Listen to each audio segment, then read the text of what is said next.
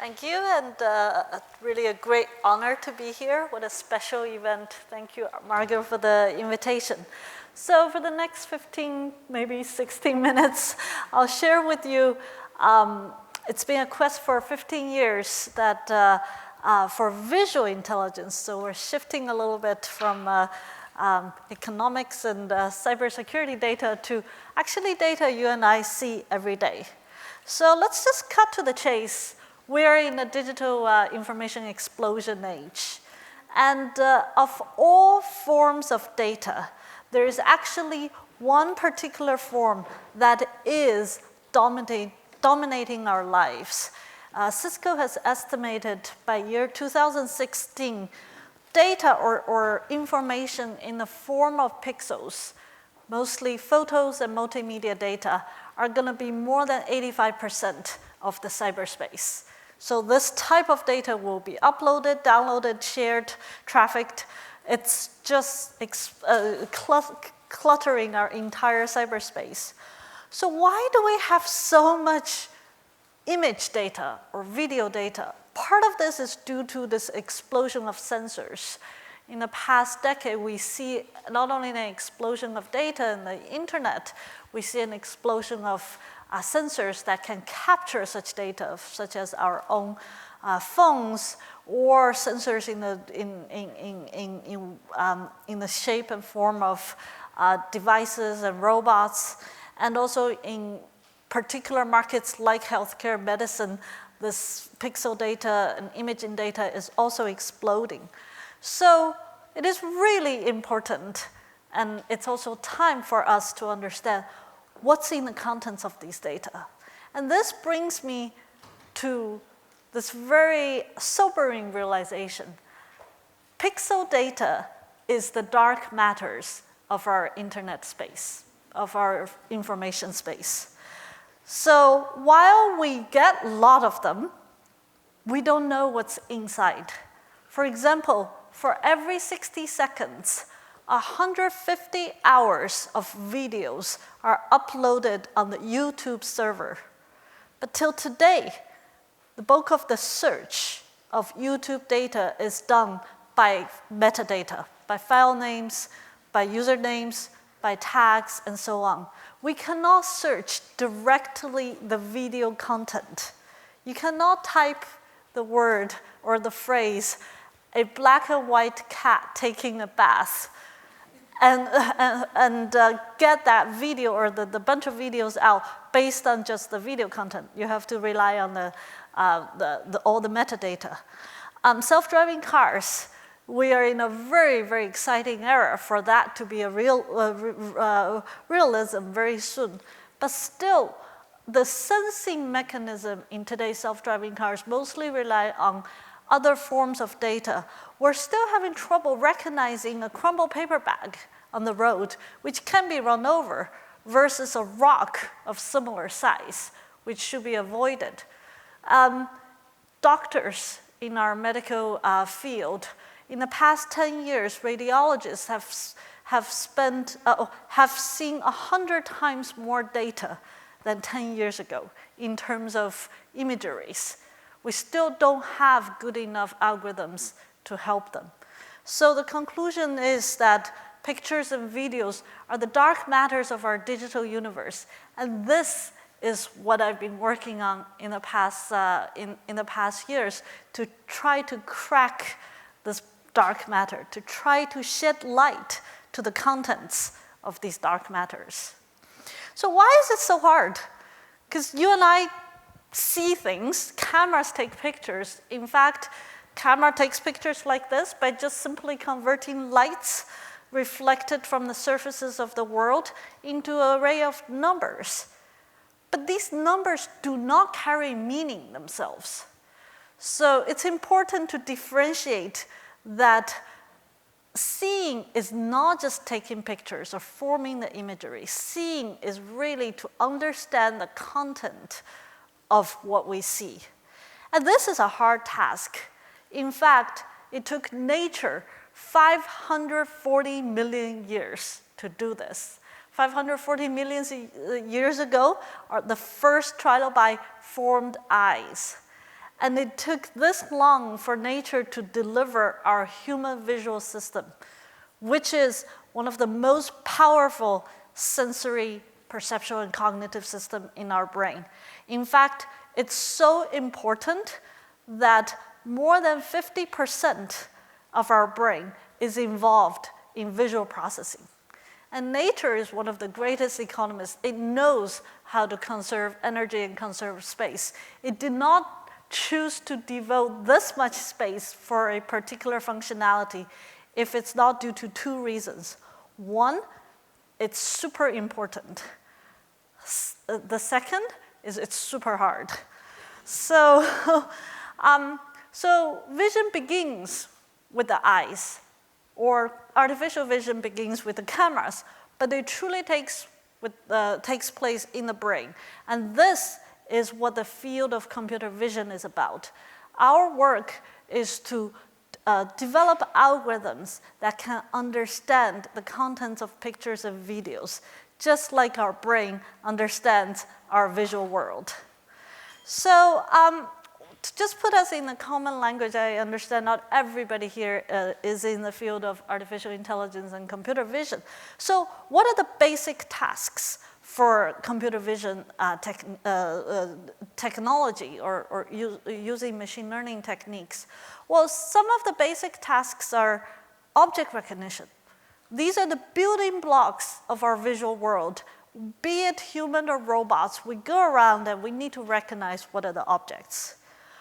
Person identification. This is also key. I don't think I need to motivate this any further. It's just a fundamental functionality that's relevant to all of us. Action recognition, interaction recognition, emotion understanding, intention understanding. As we go deeper and deeper into understanding the visual world, we need to understand all these different components. So for this talk, let's just begin to talk about one of the most important fundamental tasks, which is object recognition. So in the world of machine learning, in the language of machine learning, let me just simply put that to develop an algorithm to recognize objects in pictures or videos, you can think about this as showing the machines or the computers a bunch of training images of algorithms as a bunch of training images as examples, as input, and then train a machinery that learns from these training images, and then put an output, an answer. So, for example, if you want to train a cat recognizer or detector, you show the algorithm a bunch of cats. The algorithm learns to what the model of the cat is, and then when it sees a new cat, it outputs the label cat. So that sounds pretty easy, right? Like, especially in the case of a simple object like cat, you can think of it as a collection of shapes and colors, something like this. Blobby body, long tail, pointy ears, and so on. So in fact, this is how we thought about modeling of objects for quite a long time. Of course, we use a mathematical language to describe these geometric shapes, and then use also a mathematical language to configure these shapes. And then we think we have a good cat model. Well, life is not that easy. What about this cat? So maybe we need a different cat model. Fine. So we have a different configuration of shapes and colors. Well, what about these cats? So things get trickier. In fact, for a long time, this is what we did in machine learning. We used mathematical language to parameterize our object model, and then we just try really, really hard to account for all the variations of the object. And there are so many objects. So you can see this is presented quite a bit of a struggle to us working in the field of computer vision. So about 8 years ago, I actually had a very simple but profound observation that really changed my way of thinking. Nobody tells a young child how to see. I have a 3.5-year-old son. I don't tell him this cat has a elliptical, body or 2 triangular ears and so on. Children just learn by experiences. They learn by seeing lots and lots of examples of this world and also interacting with them in other ways as well. In fact, if you consider a child's eyes as a pair of biological cameras, they take one picture about every 200 milliseconds. So 5 pictures per second. By age 3, they would have taken hundreds of millions of pictures for their training data set. And this is huge. So as I make this observation, I start to think that instead of just focusing on hand-tuning, parameterizing our models, maybe we can also think about data, think about the role data has played in training machine learning algorithms. We probably need a data set for vision tasks that is bigger, that is on par or towards the scale of the kind of data that human has had, bigger than any data set we've ever seen before, both in terms of quantity and quality. So in 2007, my collaborator, Professor Kai Li at Princeton, and I started this ImageNet project. And our goal is to put together a data set that can help train computer vision algorithms at the scale and the kind of quality that's similar to humans. And luckily, we didn't have to wear a camera in our head and walk around for many, many years like kids. It would have been boring. It would be just office and bedroom. So, so what we did is to use the Amazon Mechanical Turk platform. We downloaded billions and billions of candidate images from Google and other image sources. And then we asked almost 50,000 online workers from Amazon Mechanical Turk. We had to battle the marketplace and trick the workers to work with us to win the competition. Over 167 countries for about 2.5 years. And together, all these workers helped us to clean, sort, and label more than a billion images. And finally, after almost 3 years of hard work, we deliver the ImageNet data set of 15 million images organized in everyday English vocabulary over 22,000 categories of visual objects and natural scenes. And this became the biggest data set ever used in the field of computer vision and machine learning to help us rethink about the scale and the scope of the problem of object recognition. And we distributed this entire data set for free on the internet to the entire research and education community. So now we are actually equipped or provided with this wealth of information of data. And as it turned out, this became a driving force for a very important family of algorithm and machine learning algorithm called neural network. Neural network is actually a fairly old concept starting from the 70s and 80s, pioneered by computer scientists like Kunihiko Fukushima, Yann LeCun, Jeff Hinton, and many others. But it turned out the wealth of information provided by ImageNet was a perfect suit for neural network, especially a class called convolutional neural network. For those of you who don't know, who don't work in machine learning, you can think about a convolutional neural network as a loose resemblance of the neural structure in the brain, but I really want to emphasize on the word loose. It's inspired philosophically, but not at the level of all the details. So within a convolutional neural network, the basic operating unit is a neuron-like unit that takes input from other neurons and sends output to others. And then just like the brain, the hundreds and thousands and millions of neurons are organized in layers to process information. So in a standard or typical convolutional neural network that my students and I work with these days, it has about 24 million nodes, 140 million parameters to optimize, and 15 billion connections. And that's just a very typical standard size. So 3 things start to converge at this point. This high capacity model that has been around for a while, but was really starving for data.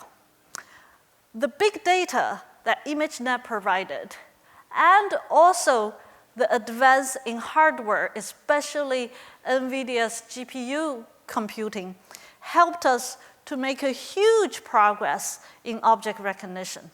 So convolutional neural networks start to perform and deliver the kind of results we've never seen before in object recognition.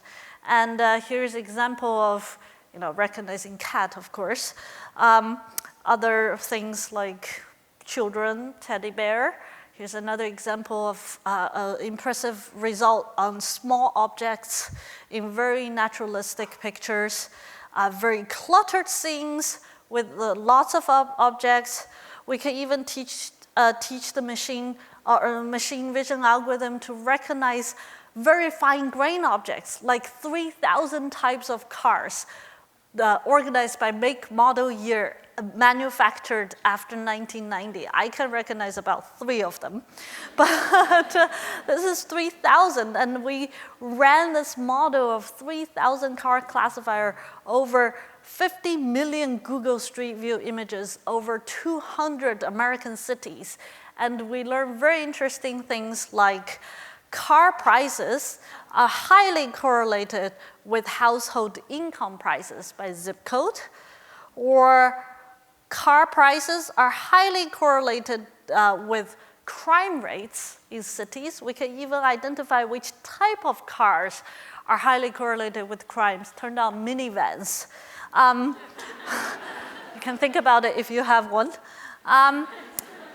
This will be useful next year, that car prices and presidential voting patterns are highly correlated. So really we start to find very interesting things. I started this talk with this overview about pictures and videos.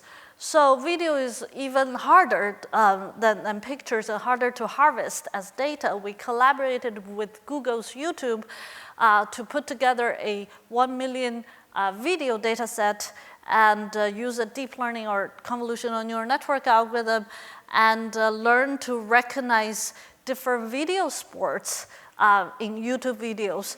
And now we're really talking about shedding light in the dark matter, right? This is the algorithm, this is the algorithm telling us which type of sports game it is by looking at the pixels, not any of the metadata that is associated with these videos.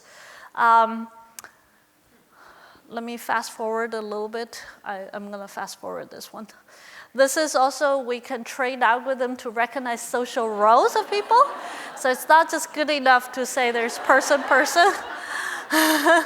It's also fun to look at the social roles. I have like 1 more minute, Margot. And also, so, okay, let me fast forward. I'm gonna skip this one. So now you're gonna ask, is that it? Are we like, is computer solving the vision problem? And we hear that a lot in actually the media hype these days. And I wanna say, no, there's a lot to do. Just putting 1 or 2 labels on an image or on a video is just the beginning. For example, even with children, soon another developmental milestone hits. Children begin to tell stories. Just take this simple picture. A 3-year-old would say, that's a cat sitting in a bed. Or this one. Those are people that are going on an airplane. That's a big airplane. So you can see children starting to tell you the overall gist and the holistic story of the scene, not just say airplane, person, person. So we are now taking to the next step of combining natural language data with vision data and training deep learning algorithm that combines the information of snippets of the visual scene with snippets of the natural language, and then start to learn to tell a story when it sees a new picture. And here is a very preliminary a large airplane sitting on top result. of an airport runway. This is generated by a computer. Seeing this picture for the first time, it is not as cute as that 3-year-old, but it is telling the story. Here's more results. Standing next to an elephant. Let me. A cat lying on a bed in a blanket. We're starting to make mistakes because the internet has too many cats, and we train with too many cats, and our algorithm is too cat happy, and. A young boy is holding a baseball bat. Not enough context. One last thing. A man riding a horse down the street next to a building. Nothing is totally wrong in this description, but we could do better. So in conclusion, there's a lot more to be done in vision. And just looking at this picture, this is a picture of my son, and looking at how much we can see in this picture beyond objects, beyond the person with the cake. Think about his emotion. Think about the 3D layout of the scene. Think about what we can do. I'm just personally very excited. This is really the beginning of a very exciting generation for big data, marrying computer vision and machine learning. Thank you. Fantastic. Thank you.